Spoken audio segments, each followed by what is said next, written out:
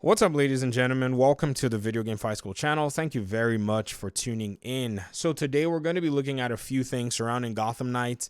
They are missing pieces in this entire puzzle. It's not as vague as it used to be, which is, the picture of Gotham Knights itself. If you imagine where we were in 2019 compared to where we are now, it's a very stark difference as to the information we have surrounding the game. So these two things are kind of unconnected in a sense, but I didn't want to make two separate videos for them. I just wanted to go ahead and quickly address this one concern. Here in our community, a lot of us have been talking about where we're going to play Gotham Knights because they canceled the PS4 and Xbox version. So some people are leaning towards PS5, some Xbox. I even have an audience member that basically pre-ordered it for both platforms. And then we also have folk that are trying to play it on PC as well. And the big challenge with that is some people that are trying to play it on PC, they're wondering how it's going to run on their machines. Now, the challenge with that nonetheless is even though we do have, the game's release date, we do not have its recommended requirement in terms of what hardware you can use to play it. So here on the Steam page, what you're going to see is for the minimum and the recommended system requirements, it's all to be determined. Now, in all fairness, this is not just Gotham Knights, because I know it can probably be in a place where people are wondering like, oh, the game comes out in a few months and we don't know what it's going to be playing on. Well, Marvel Midnight Suns also does not have any system requirements that has been listed, and they're getting their game out before Gotham Knights. So this is not uniquely a Gotham Knights thing. This is just the way the industry works many times, and these games usually are coming down to the wire when it comes to optimization as well. Suicide Squad, there is nothing as well. So this is just something where closer to release, we're going to be seeing how they intend for us to pretty much engage the game with hardware. But in my estimation, if you have a gaming PC that's maybe even 6-7 years old, you should be able to play Gotham Knights because that's how they actually optimize their games.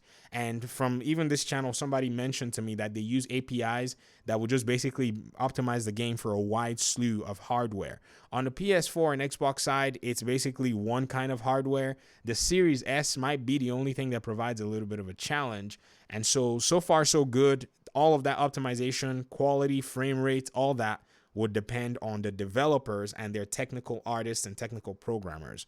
All right, that being said, we're going to move on to the Mystic Leap conversation because I think that's something that still is in the minds of a lot of people here in our community. So for most of us, we are in different camps when it comes to the Mystic Leap. There are people who absolutely are not fans of it. There are people who say, we love it. We like the way it looks. And then there are people who are in the middle like, okay, if they can actually explain why this thing is in the game from a story perspective and make it work from a gameplay perspective, I'm on board.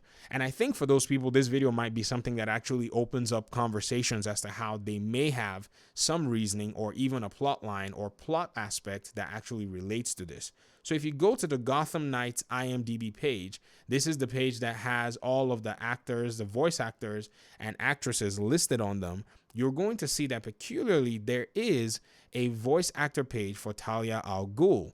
Now, this is actually being played by the actress. I think Mylene Din is how you say the name. I don't really know how you mentioned this name, honestly. And I think she was a voice, actor in Deus Ex Mankind Divided. And so she seems to be a veteran in terms of gaming, game industry and all of the above. And she's playing Talia.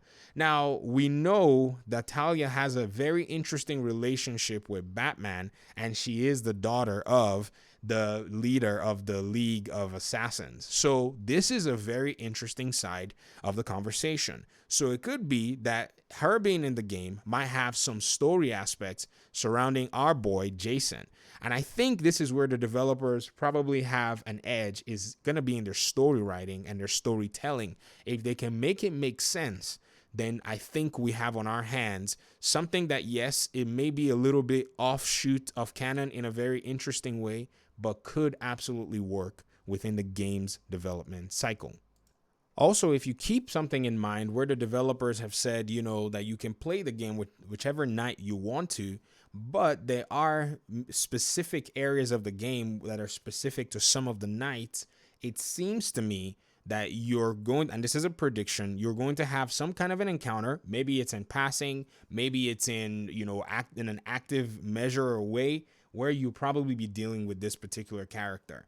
And I think this is where we're going to see the different knights kind of encounter, different obstacles that are much more related to them in a sense. And so I think this is where we're in a position where, being a new game of a kind, in a sense where the developers are not just taking the old school approach of, say, maybe Batman Vengeance. But for those of you who don't know, that's an old PlayStation game, maybe back in the Nintendo 64 era even, where you had Batman and actually 3 of the Bat family members. You had Batgirl, you had Robin, and Nightwing, and it was a beat 'em up. It was actually pretty cool. I actually do have a copy of that game.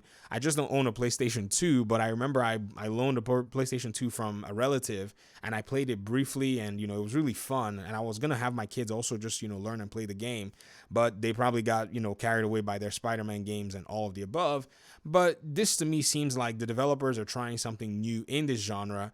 And as I start to look more and more at what we have in terms of the details, I think I'm starting to warm up better to the entire premise of the game. I mean, already I've been on board, but with kind of an arm's length type of, okay, stay over there, let me check out what you're about in terms of this game. But now, as we're getting more and more details, to me, I feel a lot more comfortable, and I want to pre-order the game, and I necessarily don't pre-order games. It's been a while. I'll maybe pre-order one game every 5 years or so, and in my estimation, I think I'll probably pre-order this game. I'm not saying you should pre-order the game, though. Don't get me wrong. I'm a YouTuber. You guys click on these videos and you watch them, so I get a little bit of change that I can put towards these games without any kind of, financial commitment that is from my own pocket in a sense.